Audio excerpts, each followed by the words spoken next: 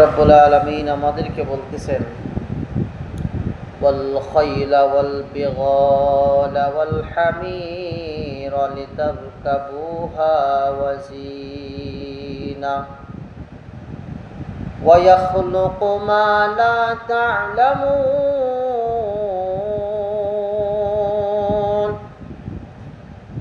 আল্লাহ পাক রব্বুল আলামিন বলেন,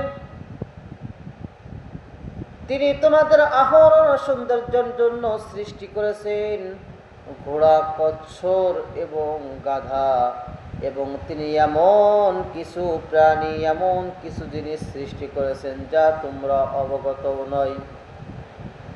আল্লাহ তাআলা বলছেন, আমি প্রাণী সৃষ্টি করেছি, আমি মানুষ সৃষ্টি করেছি, আমি জীব জন্তু যা কিছু আছে আমি আল্লাহ পাক রব্বুল আলামিন সৃষ্টি করেছি। এমন সৃষ্টি আছে যা বান্দা তুমি সে সম্পর্কে অবগত নও, সে সম্পর্কে তুমি জানোই না। এই যে টাইটানিক জাহাজ সমুদ্রের ভিতরে, সাগরের ভিতরে ঢুকছে, ওইখানে এ পর্যন্ত কিছুই যাইতে যে শুধু গিয়েছে, তারা ধ্বংস হয়েছে, কিন্তু ওইখানের রহস্য আজও পর্যন্ত কেউ উন্মোচন করতে পারে নাই। তাহলে আল্লাহ পাক রব্বুল আলামিন বলেন, আমি সব কিছু সৃষ্টি করেছি, এমন কিছু সৃষ্টি, এমন কিছু জায়গা আছে যা বান্দা তুমি কখনো সে সম্পর্কে তুমি অবগত না, সে সম্পর্কে তুমি জানো না।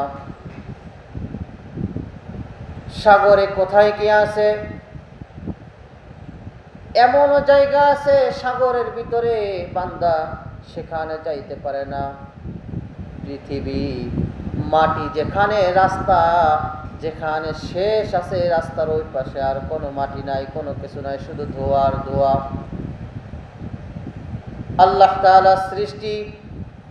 একটা মানুষ যদি হাঁটতে হাঁটতে এই পৃথিবীর লাস্ট পর্যন্ত সে বান্দা চলে যায়, ওই রাস্তা শেষ হয়ে যাবে, আর কোনো মাটি পাওয়া যাবে না, কোনো মাটি পাওয়া যাবে না, বরং সামনে শুধু গর্ত আর ধোঁয়া আর ধোঁয়া।